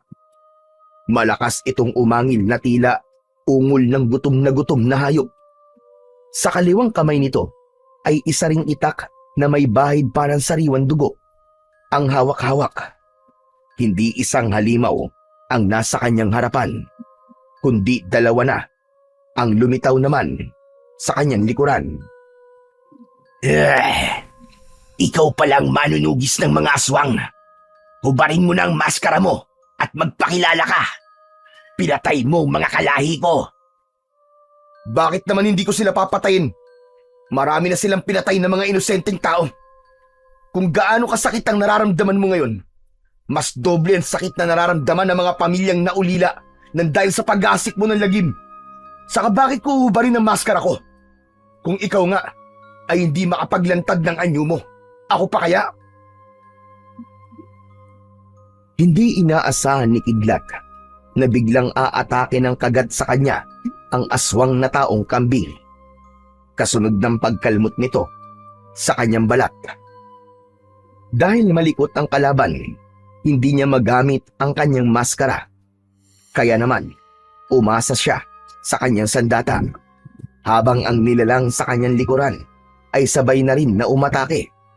Isang malakas na pagtaga gamit ng kanyang sandata ang tumama sa aswang sa kanyang likuran. Bumagsak ito sa lupa at inisip na si Benhar yun. Pero bago pa niya ito malapitan ay tinamaan na siya ng malakas na sipa ng aswang sa kanyang likod. Pasadsad siyang bumagsak sa lupa at nabitiwan niya ang hawak-hawak niyang itak. Sinamantala ng kalaban ang pagkakataon. Mabilis nitong sinipa ang katawan ni Kidlat. Ramdam na ramdam ni Kidlat ang sakit ng pagtama ng makapal na kuko sa paa ng aswang. Kaya naman, nagulat siya nang makitang lumabas sa kubo si Baltik at mabilis na sinipa nito ang nilalang na sumipa sa kanyang katawan. Mabilis na bumangon si Kidlat, sabay dampot ng kanyang matalas na itak. Itinaga niya yon sa kalaban. Tinamaan ito sa balikat at bumagsak sa lupa. Buong puwersa niyang tinitigan ang katawan ng aswang. Lumitaw ang totoo nitong anyo bilang isang tao. Dumapa ito, kaya hindi niya kagad nakita ang mukha nito. Muli niyang itinarak ang itak sa likod nito, kaya sa pagtihaya ng nilalang, nakilala niya ang aswang. Sinasabi ko na nga ba't isa ka ring aswang, kagaya ng iyong ina. Katapusan mo na, Drigo! Hindi na nakapagsalita si Drigo. Sa isang iglap ay nasunog na ang katawan nito. Sumama sa hangin ng abo ng katawan nito hanggang sa tuluyang maglaho. Sunod na binalingan ni Kidlat ang aswang na nasa kanyang likuran. Saktong papasugod ito, ay nataga naman niya ang likod nito. Akma na sanang tatakas ito nang mahawakan niya ang braso ng halimaw. Hindi ka sa akin makakatakas! Saan ka pupunta, ha? Dito ka lang! Isa ulit na malakas na pagtaga ang ginawa ni Kidlat na tumama sa likod ng nilalang. Ngunit nakatakas ito at tumakbo papunta sa kakawyan. Agad niya tong sinundan, dala ang kanyang itak. Tapos malakas siyang sumigaw. Nasaan ka? Lumabas ka! Hindi ka makakatakas sa akin dahil may sugat ka sa likod mo! Magpakita ka! Huwag kang duwag! Maglaban tayo! Nang matapos na ngayon ang kasamaan mo! Nagpalinga-linga sa paligid niya si Kidlat. Ngunit wala siyang narinig ni isang kaluskos. Maliban sa boses ng lalaking humihingi ng tulong. Pamilyar yun sa kanyang pandinig. Tulong! Tulungan mo ako! Tulong! Sinundan ni Kidlat ang pinagmumulan ng ingay. Nang malapitan niya ang bahagi ng kakawyan, tumambad sa kanyang paningin ang nakadapang si Benhar. Naliligo ito sa sariling dugo at merong sugat sa likod. Sa tabi nito ay ang itak na ginagamit nito sa pagbabalat ng buko. Wala itong suot na damit pang itaas, kaya kitang-kita niya ang tinamo nitong sugat sa likod. Sinasabi ko na nga ba't ikaw ang aswang na pumapatay sa mga tao? Anak ka ng teteng! Tulong! Nakikiusap ako! Tulungan mo ako! Hindi kita tutulungan, hunghang! Dahil papatayin na kita ngayon! Akma na sanang itatarak ni Kidlat ang kanyang matalas na itak sa likod ni Benhar. Nang biglang makarinig ng sigaw si Kidlat mula kay Lolo Temyong. Huwag! Huwag mo muna siyang papatayin! Hindi ka nakakasigurado kung siya nga ba ang aswang! Hindi po ako maaaring magkamali, Lolo Temyong. Siya ang aswang na pumapatay. Kung ganon, kailangan mo siyang buhayin para malaman natin kung saan nagtatago ang kanyang pinuno. Dalhin natin siya sa kubo at igapos. Hayaan natin na maubusan siya ng dugo. Sa tingin ko, kapag hindi niya na kaya ang sakit, ay mapipilitan na siyang umamin sa atin. Dahil sa mga sinabi ni Lolo Temyong, ay napilitang sumunod si Kidlat. Dahan-dahan siyang yumuko sa katawan ni Benhar. Ipinuwesto niya ang kanyang mga kamay sa ilalim ng balikat nito at buong lakas na iniangat ang mabigat nitong katawan. Ramdam niya ang malamig at naninigas na balat. Tila humihigop ng init mula sa kanyang bibig. Sa bawat pagakbang patungo sa kubo, kumakabog ang dibdib ni Kidlat. Galit na galit siya dahil hindi naging mabuti sa kanya si Benhar. Pagsapit nila sa kubo, dahan-dahan niyang ibinaba si Benhar sa banik. Iniabot sa kanya ni Lolo Temyong ang lubid at mabilis na iginapos ang mga kamay nito sa haligi. Agad niya itong tinanong. Ngayon, tatanungin kita, Benhar. Saan nagtatago ang pinuno mo? Sagot! Sumagot ka! Wala akong alam sa sinasabi mo. Wala akong alam. Anak ng teteng, oh. Huwag ka na magkunwari. Kitang-kita na eh. Kilala na kita. Sumagot ka. Nasaan ang pinuno mo? Sagot! Ikaw ang huwag magkunwari, Kidlat. Kilala ko ang boses mo. Kahit 10 patong pa ng maskara ang ilagay mo sa mukha mo, makikilala kita. Alam kong ikaw yan, kaya't pakawalan mo ko rito, dahil papatayin kita. Dahil hindi umamin si Benhar, lumapit si Kidlat. Ibinaon niya ang kanyang daliri sa sugat nito sa likod. Napasigaw sa sakit si Benhar at nagpupumiglas sa pagkakagapos. Wala akong alam sa mga sinasabi mo. Ikaw ang alam kong nagtatago sa maskarang yan. Ikaw ang nakakaalam sa kinaroroonan ng mga aswang. Kaya wag mo akong tanungin, hayop ka! Kapag nakawala ako rito, babasagin ko talaga ang pagmumukha mo gamit ang kamao ko! Sige! Pakawalan mo ako dito! Papatayin kita! Benhar, tumahimik ka! Magsabi ka na ng totoo para hindi ka na masaktan! Wala akong alam! Wala akong alam! Akma na sanang susuntukin ni Kidlat si Benhar sa muka nang biglang nakarinig sila ng kaluskos mula sa labas ng kanilang kubo. Ang huni ni Baltik ay nagbigay babala sa kanila na merong mga nilalang sa labas ng kanilang kubo. Lumabas sa kubo si Kidlat at ganun na lamang ang panlalaki ng kanyang mga mata nang makita ang 20 nilalang sa harapan ng kanilang bakuran. Nang gabing yun, binalot ng katahimikan ang buong paligid. Ngunit sa pag-ihip ng malamig na hangin, unti-unting lumitaw ang mga aninong nakatayo na nagmumula sa dilim. Ang mga nilalang ay nadagdagan pa. Isa-isang sumilip mula sa likod ng mga puno ng nyog.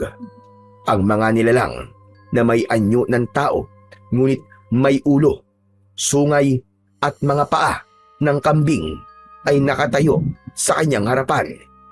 Ang mga mata ay kumikislap, tila nagbabagang apoy sa kadiliman. Pinatay mo ang asawa ko! Kapatid at anak ko! Wala kang itinira sa akin! Kaya't pagsisisihan mo ang ginawa mo, magaling na manunugis! Wala akong dapat na pagsisihan dahil ginawa ko lang kung ano nararapat. Pinatay mo ang lolo ko, kaya nararapat lamang na ubusin ko ang lahi mong halimaw ka! Mga demonyo kayo! Huwag kang magmalaki dahil kaya kitang batayin ngayon din para sa anak ko si Drigo na pinatay mo! Taglit na tumigil sa pagsasalita ang aswang nang umalingaw-ngaw ang malakas na sigaw ni Benhar. Pakawalan mo ako rito! Pakawalan mo ako rito! May bihag ka pala, isang inutil. Isa kang masamang nilalang na humahad lang sa paggasik ko ng lagim. Ang dapat sa'yo ay tinatagtad ng pinong-pino para wala nang maging hadlang sa aking mga pinaplano. Pumuesto ang pinuno sa gitna. Kumislap ang matalim nitong mga kuko sa liwanag ng buwan. Ang katawan ay balot ng makapal na balahibo at ang mga kamay ay hawak ang isang dambuhalang palakol. Tahimik na nakapwesto ang mga aswang na taong kambing, nakahilera na parabang isang hukbo na handang-handa na sa paglusob. Ang paghinga ay mabigat at sabay-sabay na umaangin bilang tanda ng pag-atake. Ano pang hinihintay nyo mga alagad? Patayin nyo na ang manunugis na yan! Sugod! Kasabay ng malakas na pagsigaw ng pinuno ng mga aswang, lumipad mula sa puno ang mga nagtatagong nilalang. Sumali sa labanan ang natitirang lahi ng mga aswang na taong ipis. Umalingasaw ang nakakasukang singaw ng hangin sa paligid. Bakas ang galit at paghihiganti laban kay Kidlat. Sila ang mga pangkat na may hawa lamang ng pagkaaswang. Inuutusan lamang sila, depende sa sigaw ng pinakapinuno nila. Itinaas ng pinuno ang sandata nito at sumugod sa kanya kasabay ng mga taong ipis. Habang ang mga taong kambing naman ay pinalilibutan siya. Bawat atake ng mga taong ipis ay mabilis na naiiwasan ni Kidlat. Maya-maya pa ay tinitigan niya isa-isa ang mga kalaban. Isang malakas na pagsabog ang umalingaw-ngaw sa buong paligid ng kagubatan. Kasabay ng tunog ng pagkasunog ng katawan ng mga taong ipis. Mas lalong napuno ng ingay ang buong paligid. Nang magsimulang umatake nang malapitan sa kanya ang pinuno. Nasalag niya ng itak ang pagtama ng palakol sa kanyang katawan. Umikot si Kidlat at tumalon ng mataas. Mula sa ere, tanaw niya ang dami ng kanyang kalaban. Kaya sa muli niyang pagbagsak sa lupa, ibinaon niya ang kanyang itak sa lupa. Yumanig ang buong paligid na animo ay lumindol. Lumitaw ang malakas na liwanag at bumagsak ang mga taong kambing sa lupa. Nagkikikisay ang mga katawan nito na parabang nalason at hindi na mapigilan ang pagsuka ng dugo. Ikaw pala ang nagmana ng kapangyarihan ni Gaston. Ang matandang pumatay sa mga magulang ko. Tama ka. Ako nagmana ng kakayahan na papatay sa'yo. Halimaw ka. Ito na ang katapusan mo. Mamamatay ka na ngayon! Isang malakas na pag-atake ang ginawa ni Kidlat. Sinamantala niya ang pagkakataon na silang dalawa na lamang ng pinuno ang nakatayo. Akala niya ay walang kapangyarihang hawak ang aswang na taong kambing. Kaya nagulat siya nang biglang lumiwanag ng kulay pulang usok ang hawak nitong palakol. At sa paghampas nito sa kanyang gawi, ay hindi niya naiwasan ang pagtama ng malakas na liwanag sa kanyang katawan. Pasadsad siyang napaatras. Umalingaw-ngaw ang malakas na sigaw ng aswang at muli itong sumugod para umatake sa kanya. Nilabanan niya ang malakas na liwanag ng palakol gamit ang kanyang maskara. Napaluhod siya at nanghihina sa malakas na enerhiyang tumatama sa kanyang itak at maskara.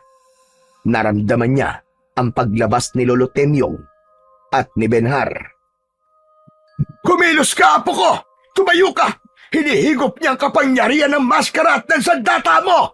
Paglabanan mo, apo! Saka lamang naunawaan ni Kidlat ang nararamdaman niyang panghihina. Dahil pala yun sa palakol ng aswang.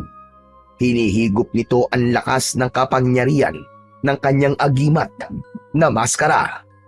Hindi mo ko basta matatalo ng mga sandata mo na yan.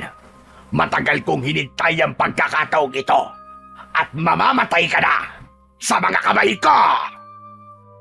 Pinilit ni Kidlat na tumayo.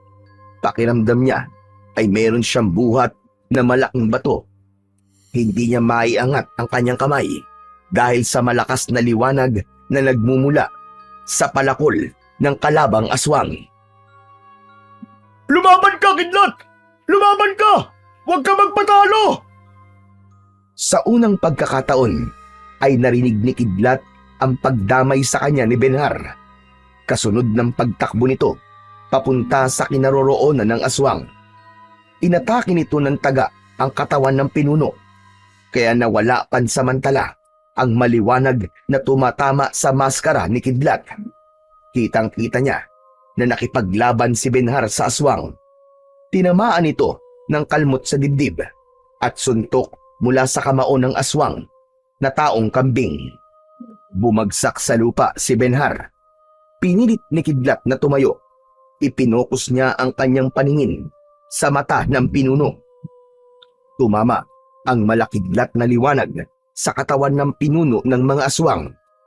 Bumalot ang liwanag na yon sa hawak nitong palakol na tumuloy naman sa katawan nito. Malalaki ang hakbang ng paa ni Kidlat nang umatake siya sa pinuno ng mga aswang. Tumama ang kanyang taga sa katawan nito. Bumagsak pasadsat sa lupa ang pinuno ng mga aswang. Pagbangon naman ni Benhar, ay mabilis itong lumapit sa nakahigang aswang sa lupa. Hawak nito ang itak. Ubod lakas nitong itinarak ang itak sa dibdib ng kalaban, direkta sa puso nito. Kasunod ng pagtaga ni Kidlat sa leeg ng aswang.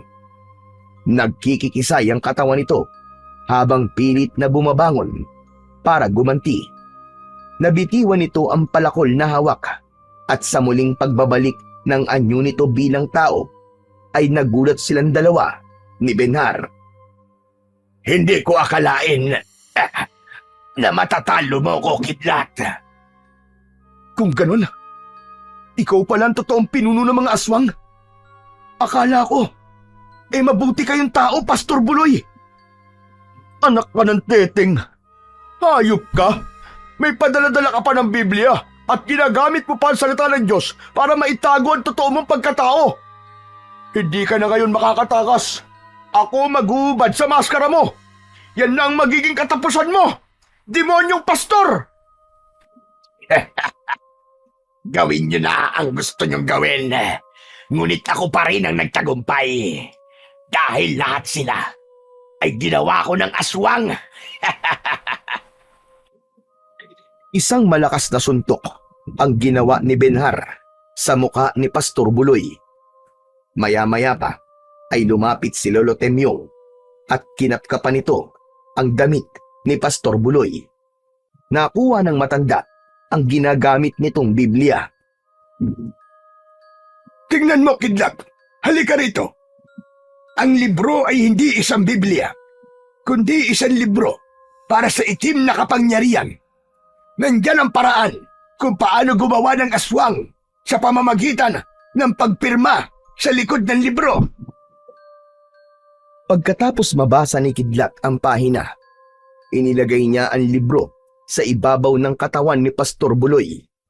Habang hinahabol nito ang sariling hininga, tinitigan niya ito na parang isang buko ng nyug. Mula sa kanilang harapan ay lumiyab ang katawan ng pinuno ng mga aswang. Kasamang nasunog ang libro. Habang si Benhar naman ay biglang nanghina ang tuhod. Sa unang pagkakataon, nagdikit ang kanilang braso ng mortal niyang kaaway para alalayan itong tumayo. Patawarin mo ako, Benhar, at maraming salamat dahil nilabanan mo ang pinuno ng mga aswang. Alam mo, ang buong akala ko talaga, ikaw ang aswang na pumapatay sa mga tao eh. Akala mo lang yun. Masyado ka kasing mayabang. Ang sakit ng ginawa mo. Kasalanan mo naman kasi dahil hindi ko maintindihan kung bakit galit na galit ka sa akin. Hanggang ngayon ba ay hindi mo pa rin alam? Dahil yun kay Lolo Gascon. Pinaratangan niya ang mga magulang ko na aswang. Kaya sa tuwing nakikita kita, nagagalit ako. Naaalala ko nangyari sa mga magulang ko. Pero sa huli, naisip ko, nagkamali ako. Wala kang kasalanan. Ako na ang humihingi ng pasensya at kapatawaran sa nagawa ni Lolo Gaston sa pamilya mo. Ngunit ang totoong dahilan sa pagkamatay ng pamilya mo ay hindi si Lolo Gascon, kundi ang mga aswang na iniligaw ang mga tao para lamang pagtakluban ang kanilang totoong anyo. Katulad ng nangyari sa'yo, ang akala ko ikaw ang aswang. Yung pala, si Pastor Buloy. Bakit ka sinasagubat ka at sugatan, Benhar? Kaya inakala ni Kidlat na ikaw ang aswang na tumakas kanina. Pinatake ako ng aswang at nakatakas lang ako. Pinapanood ko kayo habang nagsasanay kayo eh. Hindi ko naman alam na nandun din pala ang aswang at pinanonood din si Kidlat. Pambihira talagang kamalasan to, oo. Aray, kumikirot na naman ang sugat ko. Tinusok mo kasi. Muntik ka na talaga sa akin kanina, Benhar. Kung bakit naman kasi nagtanggal ka pa ng damit mo. Kaya akala ko talaga ikaw ang aswang eh. Pasensya na ha. Paano hindi ako magtatanggal ng damit? Naligaw ako kanina sa pagpunta rito. Saka, hindi niyo ako pinakinggan kanina. Pigain mo ba naman yung sugat ko? Siyempre. Baka pati pagpatay kay Jose Rizal aaminin ko nang dahil sa sakit. Napangiti na lamang si Kidlat sa sinabi ni Benhar habang inaalalayan niyang maglakad si Benhar papunta sa bahay nila para doon ito gamutin. Habang si Lolo Temyong naman ay sumama sa kanila at nagpakilala sa kanyang mga magulang bilang tiyuhin ni Mang Tasyo. Magmula rin ng gabing yon ay wala nang napabalitang biktima ng mga aswang sa baryo. Bumalik ang katahimikan ng lugar. Ang dating maruming kapaligiran ay nalinisan na. Wala na rin ang nag-aaksaya ng pagkain. Malaki ang naitulong ng lalaking iniligtas niya sa kakawyan. Ipinalaganap nito ang kalinisan ng baryo. Saka lang din nalaman ni Kidlat na si Drigo at Pastor Buloy ay mag-ama na nagpapanggap na mabuting tao. Pero ang totoo ay magkatulong sila sa pag-aasik ng lagim sa lugar na yon. Natuldukan ang kasamaan ng sinasabing hybrid na aswang o mga nilalang na gamit ang katawan ng mga insekto at hayop.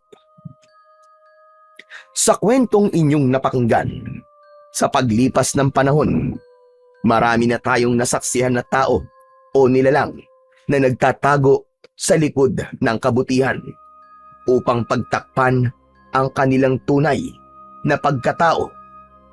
May mga gumagamit pa ng pangalan ng Diyos upang magmukhang dalisay ang kanilang layunin. Ngunit sa katotohanan ay merong masamang binabalak sa kanilang kapwa.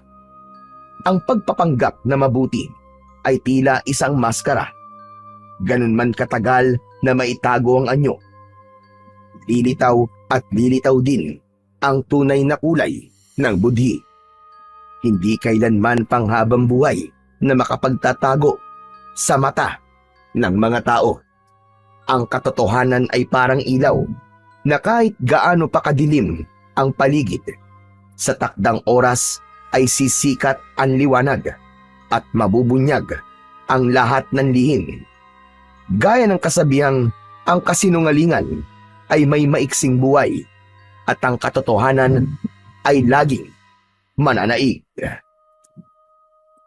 Hindi dapat ginagamit ang pangalan ng Diyos bilang pantakip sa mga masasamang gawain. Ang kanyang pangalan ay banal at dapat inuugnay lamang sa kabutihan, pag-ibig at kapayapaan. Ang sino mang gagamit sa pangalan nito para linlangin ng iba ay hindi makakatakas sa katarungan, sapagkat sa takdang panahon, ang lahat ng kasamaan ay isisiwalat at hahatulan sa iyong nagawang kasalanan.